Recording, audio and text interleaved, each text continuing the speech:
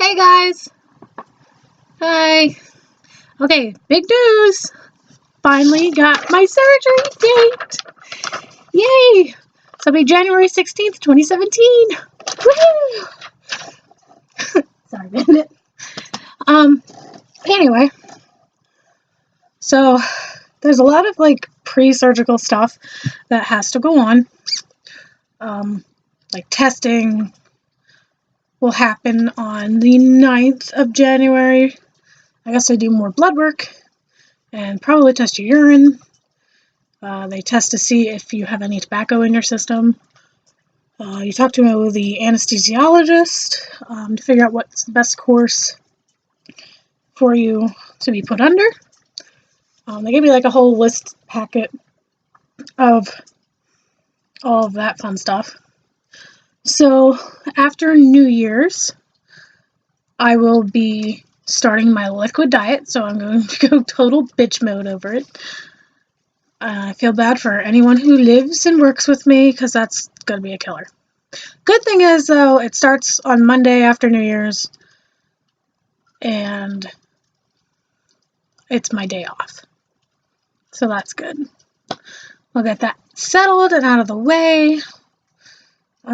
So for those catching up here, I did have a MRI of my liver because they found a lesion on it. It's I can't remember exactly the name of the type of tumor or sac that's there. They say that it's so small they really can't define exactly what it is still, but they're assuming that it's just a little tumor sac, whatever. I looked it up and I saw that they're not sure how they're formed. People think it's the doctors think it's a birth defect, people are born with it. Which would be, my mom told me, she was a nurse, and she said that's kind of odd because I was very jaundiced when I was born. I was born 3 months premature, so you think they would have caught any abnormalities.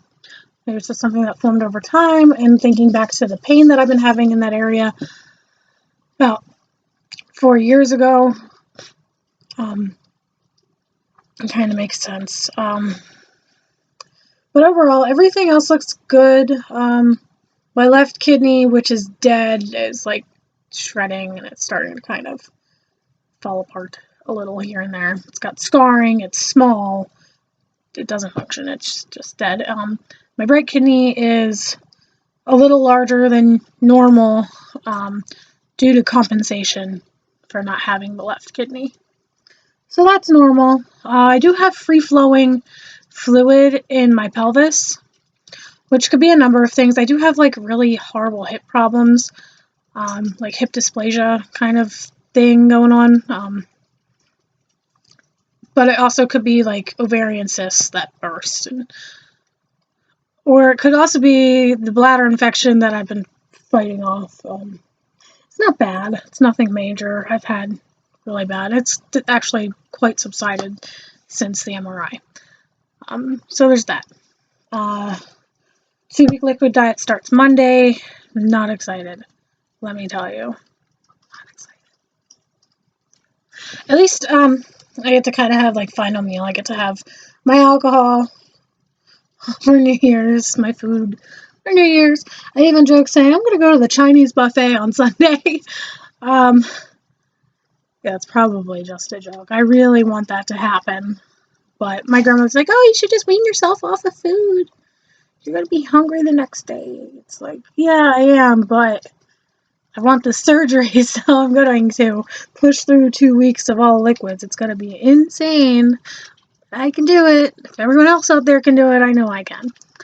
So there's that. I didn't expect my surgery to be so soon. Seriously soon. I was thinking I'd have to wait a few months, honestly, because I remember them telling us, a few months before December, they're like, we're booked out for the rest of the year.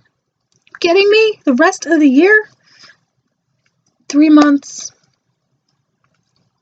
something like that. So, yeah, the 16th of January. Woohoo. So I don't know how anybody's Christmas was, but I got this awesome pillow. It's a mermaid pillow. Oh, I love it. It's my favorite thing in the whole wide world, I swear. It's like the best stress reliever ever. So this will probably definitely go with me to surgery. Like, you know, they say, oh, bring your favorite pillow. Well, this is my favorite pillow, and it's a good stress reliever. And if I'm in a lot of pain, this is a good distraction. It's just feels great. It's funny because when these first pillows were like first really introduced and popular to like public eye in a sense, they were like $250 or something like seriously ridiculous. You can get these on wish.com for $5 a piece plus shipping, which is probably but you could also get them, oh, where was it that they had them other than like eBay? Maybe it was like Bed Bath and Beyond, something like that. They have these pillows for like $20. So that's pretty good. My mom got me this pillow. She got my brother a pillow. I think she got herself one, and she got the neighbor's kid that she watches. She's got her one. And we all love it.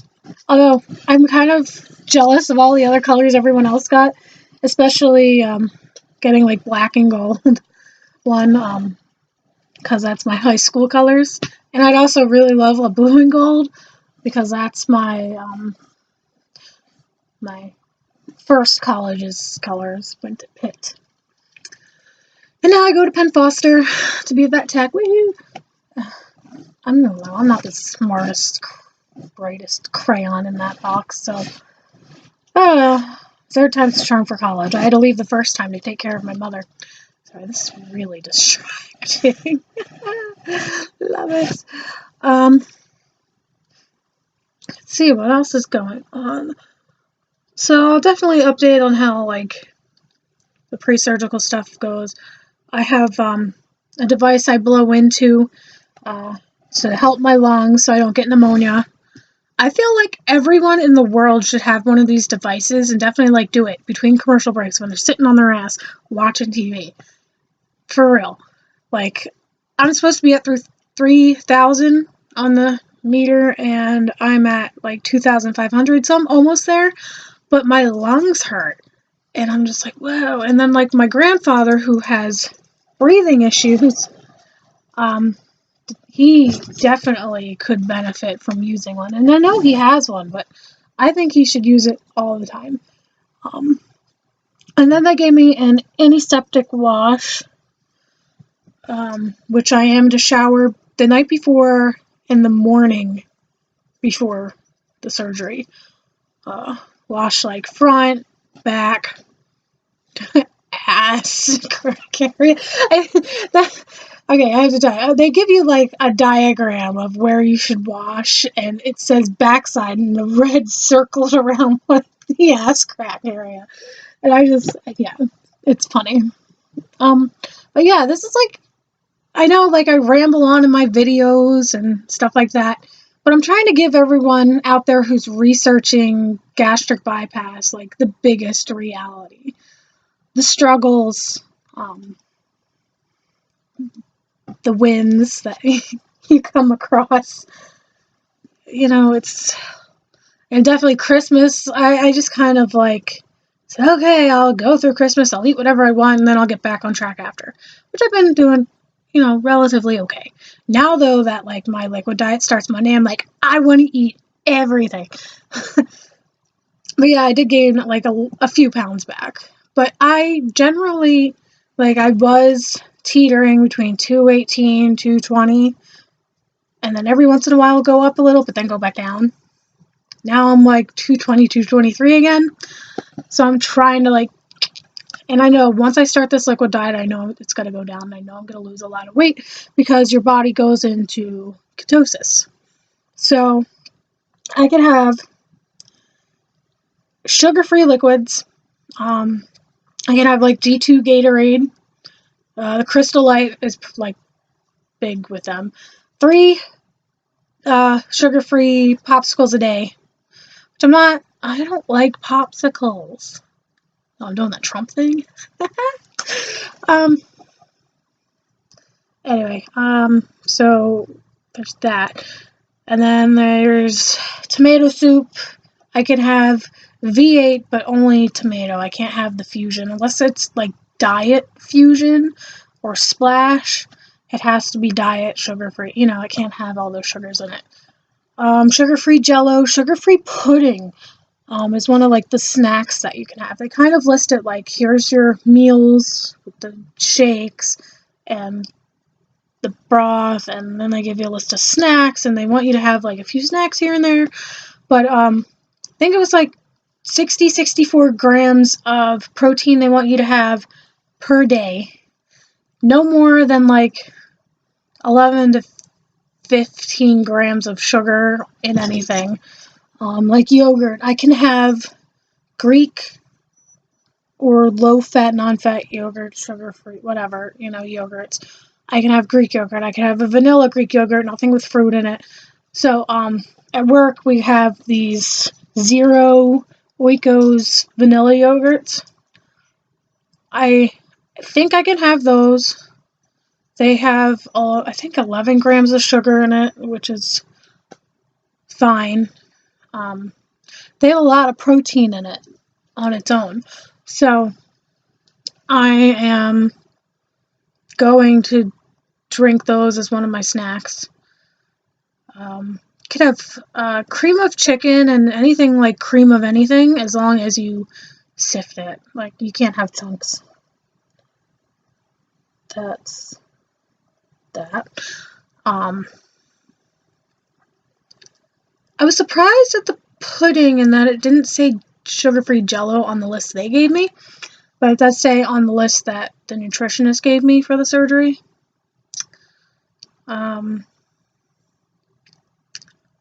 Yeah, but I'm really excited because what's great is my friend is getting married. I don't know if she's getting married this summer.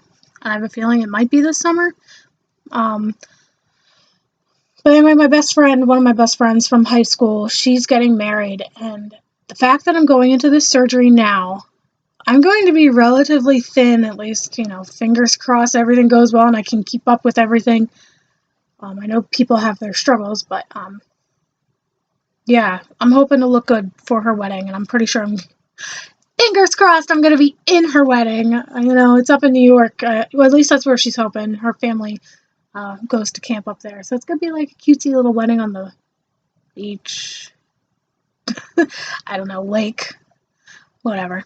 So that's going to be great. And I know, like, what sucks is that I have to be out of work for 4 weeks, depending. Like, my manager said her sister had it done, and her sister had to be out for 8 weeks. I can't afford to be out for 8 weeks. I can't even, like, do light work because there's no bending or stretching for 4 weeks, which sucks because I have a doggy that I love to cuddle. But, we're going to probably have to keep him out of my room for a little bit. Come go sleep with Papa. Oh, my poor baby. See, he's a good boy. Aren't you, Bandit? He's a good boy. Yeah. He's like, yes, I'm a good boy. I'm sleepy now. I think Bandit's gonna be a little disoriented afterwards. They give you a list of medications. Okay, here's something.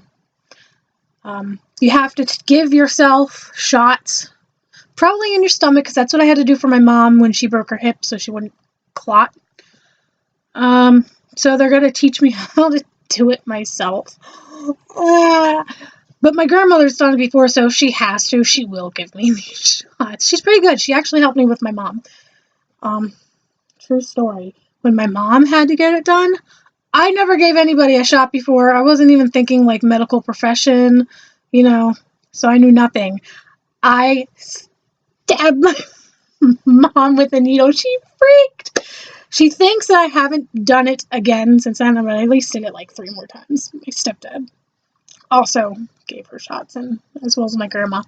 But after that, I practiced on an old peach or something, Oh, it wasn't a peach. What was it? Pear. Plum. Practiced on a plum. It was one of those pea fruities. So I practiced on a plum. So it's not that hard once you get it in, but doing it to yourself, the only times I ever stuck myself with a needle was working at a vet clinic and I accidentally stabbed myself after drawing up the vaccine or something. I was doing something like that in my finger. The other time, I had like an extra clean, non-used ever syringe. I don't do drugs. And I was getting these spots on my legs, little pools of blood, and I poked myself just a little to try to empty the pool to see what happened. I didn't really get a lot of blood out, so I just threw it away.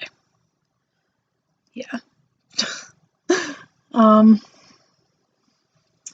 Let's see what else is there. I don't know if there's very much. I know I'm just gonna talk and talk and talk. I want to be as helpful as I can. I'm trying to like really, really stay on track, and I probably say that every time. I wish like this was like Facebook Live and like I had questions popping up on my screen, which I don't know. I might consider doing once I have the surgery. I feel like there's other stuff. Like I know there's more pre-testing stuff that needs to get done before surgery. I can't quite remember everything, so it'll probably be in my next video of everything that goes on there. And how shitty the liquid diet is.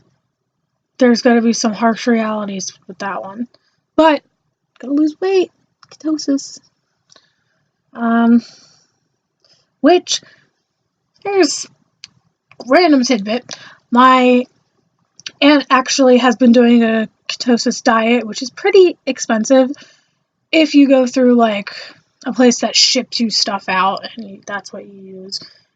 Some stuff's good, other stuff but you can kind of do it on your own. I want to say it's Atkins diet that has like a ketosis state more so than South Beach. Yes, I'm pretty sure it's the Atkins diet that sticks more towards ketosis. But basically it's like low in sugar, high in protein, high in fats.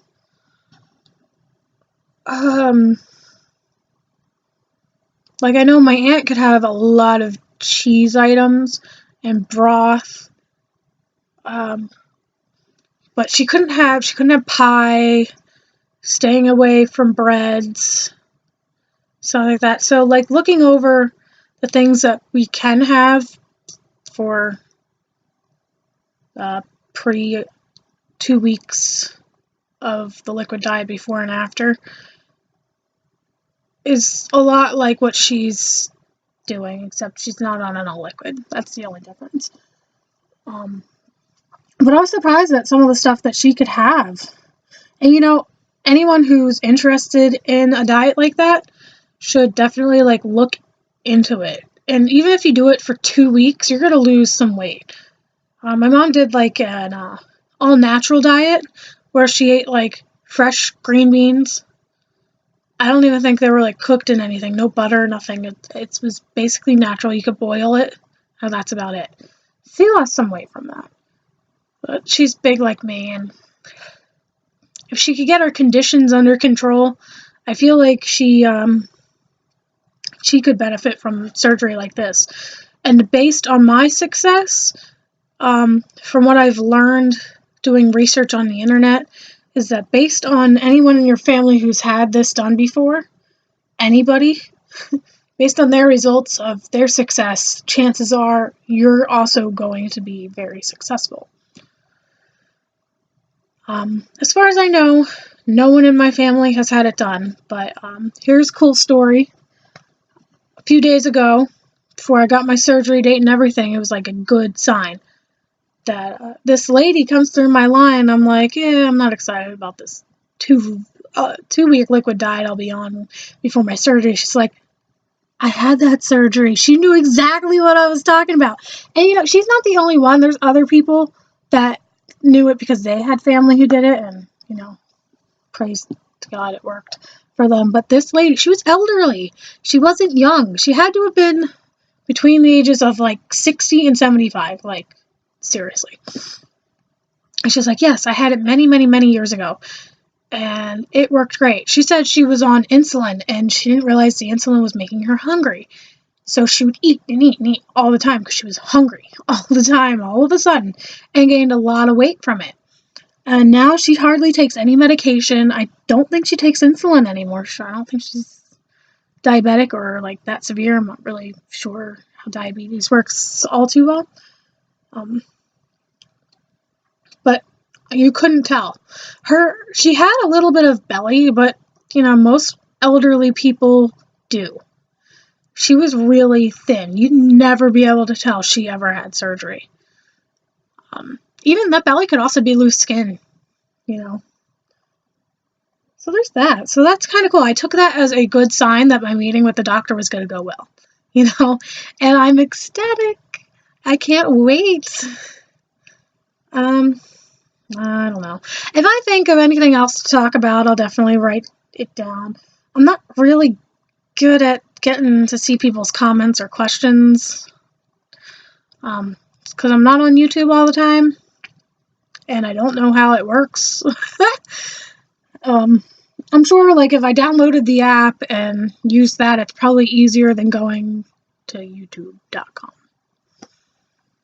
And I think most of my videos look a lot better on YouTube than they do as I sit here. But anyway, yeah, I've done a lot of research. I followed other people's stories. I've seen failures and successes, and so that's why I take information that I get from them. I take my information and I kind of stir it in the pot and present it. Compare the experiences, and that way you kind of know what's coming.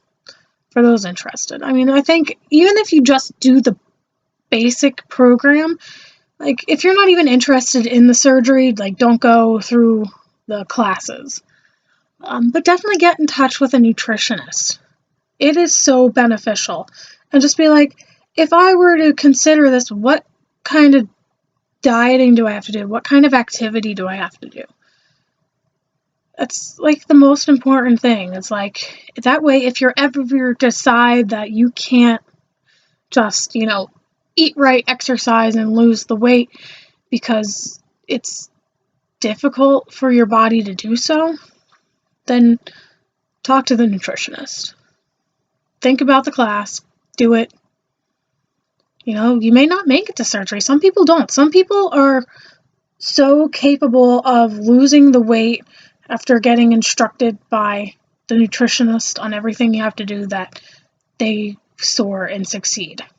I've tried diets, I've done exercising, done both at the same time, and I always hit a wall.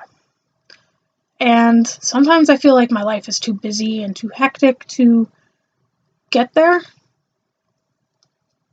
to exercise every day, to keep track of everything that's going into my body. Really strict, write it down. This is how many calories you're having a day. And that's the tools that they did give me. Did I do them? I did at first. I did. And I did decently well when I did that. It was hard to keep up with.